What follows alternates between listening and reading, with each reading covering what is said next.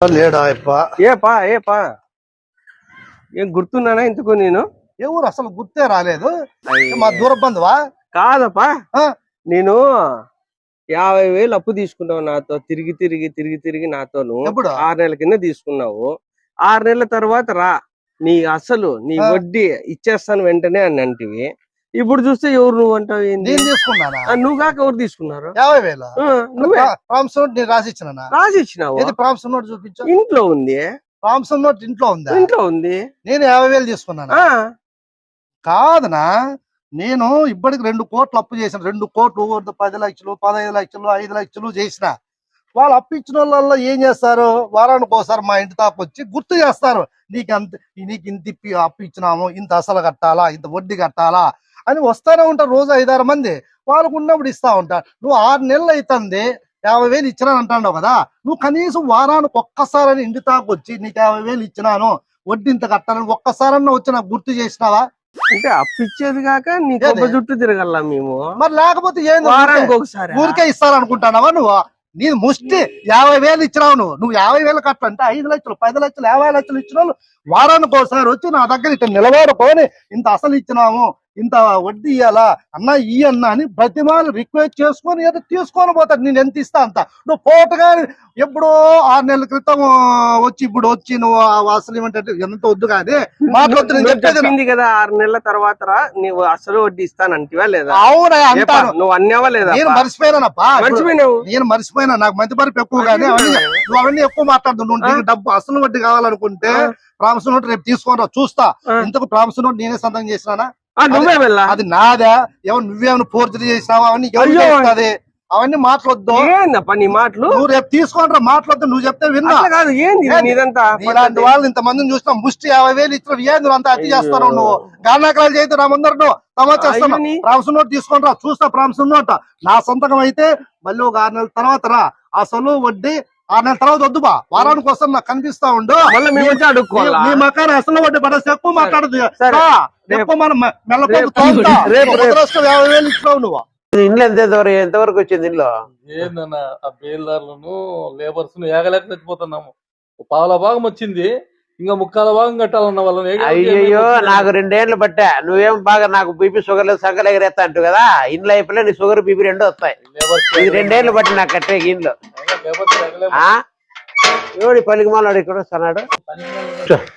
అబ్బా ఏమి ఎండలన్నా విపరీతంగా వారమైంది. పైన ఎండలు ఏంటి తాగునా కాఫీ తాగు జ్యూస్ తాగంటారు. ఇప్పుడు 10-15 ఇంట్లో తాగు ఇంట్లే ఏదో పని మీద పోతే పని అంతా చూసుకొని వస్తున్నా. నిన్ను మాట్లాడిచ్చిపోదాము, చాలా రోజులైంది కదా. ఎవరన్నాయా? అబ్బా మీసాలు ఒరిజినల్ ఏమన్నా పెట్టుకుని అవి ఒరిజినల్. చాలా మంది ఏవో ఇవి తలకాయ విగ్గులు అవి వాడుతున్నారు కదా. ఒరిజినలేనా? మనకి రావట్లే కదా. ఏమేం కదా కొంతమంది పుట్టుకుతా అట్లా. అవునవును. కాదునా ఇంకేమీ లేదు. చెప్పు. కాదు కొడుకు అన్నాడా? కొడుకు చెన్నై కదా. కొడుకు కోడలు ఇద్దరు ఆడేనా? ఆడే. కూతురు అల్లుడు వాళ్ళు వచ్చేసి బెంగళూరు. కొడుకు పెళ్ళి ఎన్ని సంవత్సరాల? 2 సంవత్సరాలు అయిపోయా. 2 సంవత్సరాలు అయిపోయాయి కదా. కాదు కూతురు పెళ్ళి 3 ఏళ్ళు అయిపోయాయి. 3 ఏళ్ళు అయిపోయాయి కదా. 3.5 సంవత్సరం 3.5 కదా. కొడుకు మీ కూతురు పెళ్ళికి వచ్చినానా 1000 పదాలు చదివించిన ఆయన. అవునవును గుర్తుందా? నలుగు పట్టిన పేరు కూడా ఉంది కదా. జాగ్రత్త పెట్టుకున్నా. కొడుకు పెళ్లికి వచ్చినప్పుడు కూడా 1000 పదాలు అన్నిటి పేరు ఉందిలే. అన్ని అందరివి ఉన్నాయి. గుర్తు పెట్టుకున్నా. 2 గుర్తున్నాయి. కాదనా సమస్య ఏమి లేదనా. నాకుండేది ఒక్కోడికే కదా. వాడు ఏం చేసినాడంటే ఒక వారం క్రితమా నాకు చెప్పకుండా వేరే అమ్మాయి అనేది ప్రేమించినాడంటే అయ్యో పెళ్లి చేసుకున్నాడా. Register marriage చేసుకున్నాడా. చేసుకున్న తర్వాత నాకు ఫోన్ చేశాడు, నాయన పెళ్లి చేసుకున్నాను అని నాకు ఫోన్ చేసినాడు. ఇంక నేనేదో గ్రాండ్ గా పెళ్లి చేద్దాము అని అనుకున్నా. వాడు చూస్తే పెళ్లి చేసుకున్నాడా. ఈ 15 సంవత్సరాల్లోనా ఈ 15 సంవత్సరం కనీసం అంటే నేను ఒక 500 పెళ్ళిళ్ళు పోయింటానా. 500 పెళ్ళిళ్ళకి ఎవరన్నా పిలిచినా పోవడం 1000 పదాలు 2000 పదాలు 5000 పదాలు 10,000 పదాలు కూడా నేను చదివించిన. వాడు చూస్తే లవ్ మ్యారేజ్ చేసుకున్నాడా ఇంక ఎట్లా చేసేది. అందుకని నేను రావడం ఎందుకంటే ఇప్పుడు నేను రావడం చెప్పు ఎట్లా కొడుకు పెళ్లి లవ్ మ్యారేజ్ చేసుకున్నా అయిపోయింది.